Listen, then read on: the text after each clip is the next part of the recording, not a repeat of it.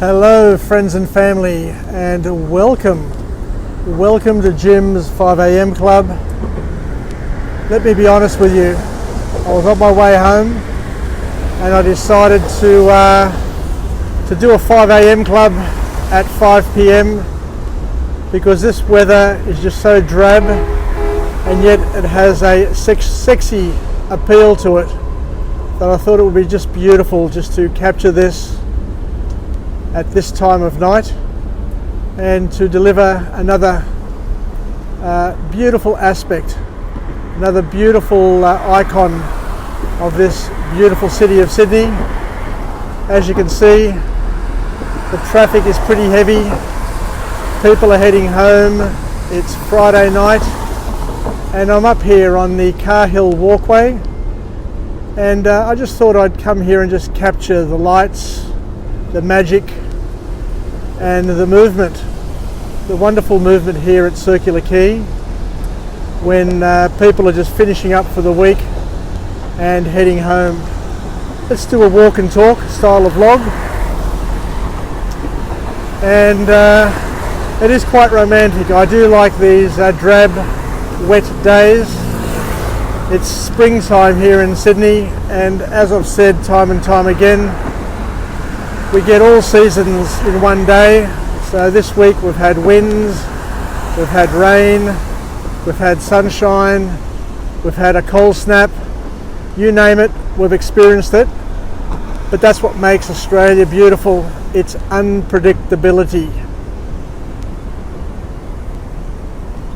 Remembering that unpredictability delivers character, delivers excitement, and gives us something to look forward to, and it also puts us on notice that we can't make too many plans, because if you plan too many things, then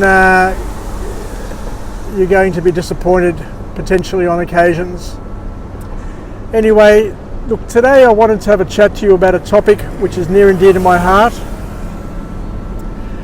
Many years ago, when I was working at IBM as a young executive, I had a very good boss.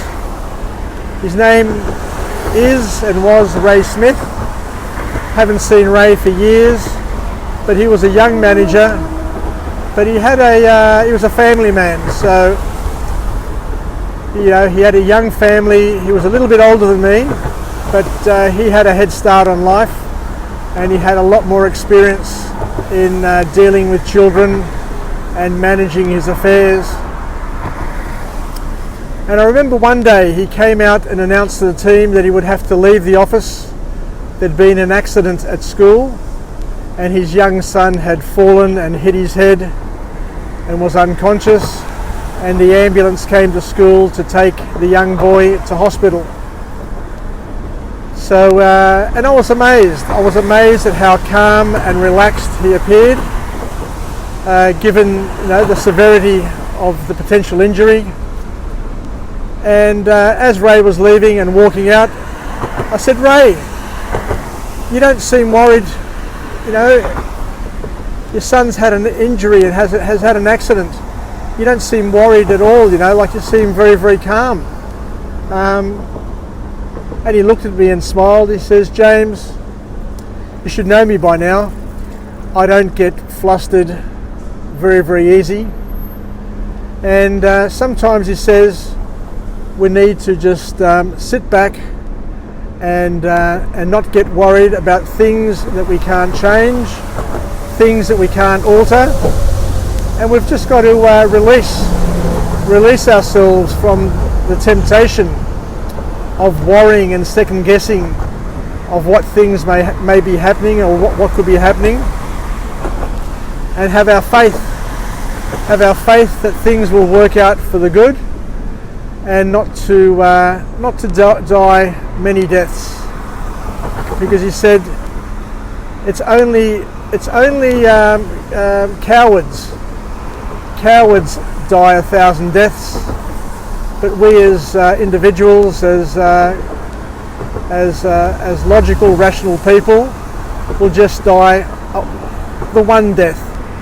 So his advice to me was, as he was walking out the building, We've got to leave things in God's hands, and we've got to release ourselves to the universe and just let things take their course and deal with them as and when they arise.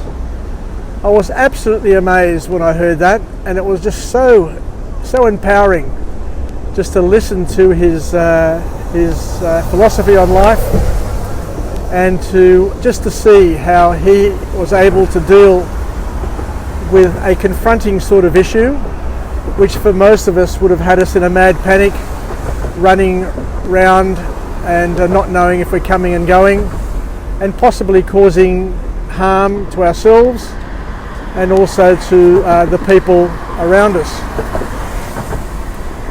I guess the important thing to realise is that at a time of an emergency, we need to be calm and keep a calm sort of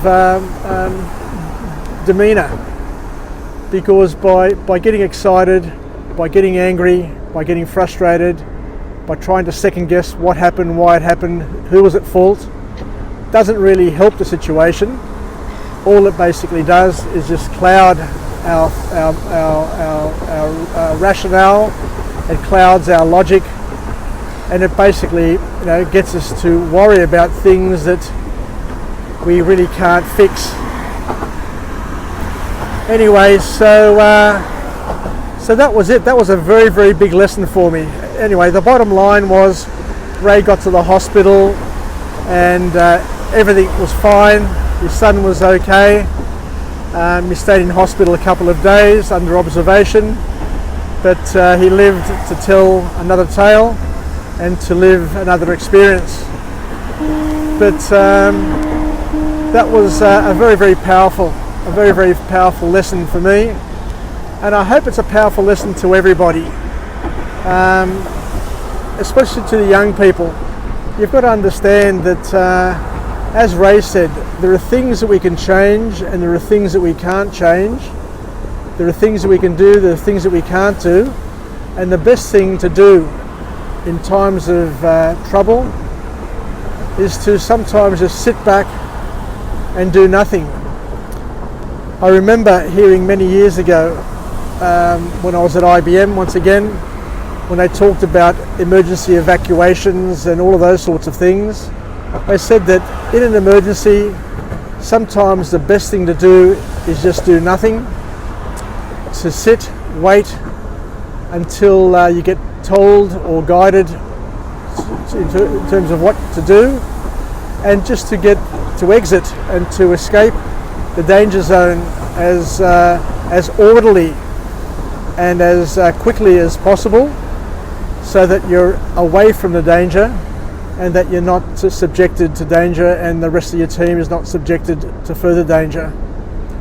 But as Ray said, he said, look, I have trust in the health system. I know that we have the best doctors in the world, and that anybody who is injured, as long as they're treated and they've got people at the scene and the ambulance is there, I know that my son is in good hands and will be looked after, which is comforting to know. Anyway, let's finish up with a positive affirmation on this beautiful, beautiful evening. Let me do a pan on the other side so you can also see the lights of the city. And let's finish up with our positive affirmation. I'm alive, I am well, and I feel absolutely great. So my friends and family, stay connected, stay well, stay relevant, and most importantly, stay calm. Stay calm and carry on, even though we're all got the jitters with this COVID-19, and especially our friends in Melbourne who are still in lockdown after a record, I think is it a record 11 weeks? It's just been some phenomenal amount of time that our brethren in Melbourne have been patient. But good luck to you, and I hope you have a complete and a fast and a complete recovery. and that we're all out and about celebrating and living our normal lives as normal as it can be at some point. And until tomorrow, I look forward to chatting with you again on Jim's 5am Club. Don't know where I'll be, don't know what the message will be, but one thing for sure and for certain, I will be highlighting to you this most beautiful city of Sydney and bringing to you whatever I can find that I know that will be of interest, and hopefully to complement it and supplement it with an empowering message and an uplifting message so that we can both learn and grow. And until next time, ciao, yasas, and bye for now from Jim's 5am Club.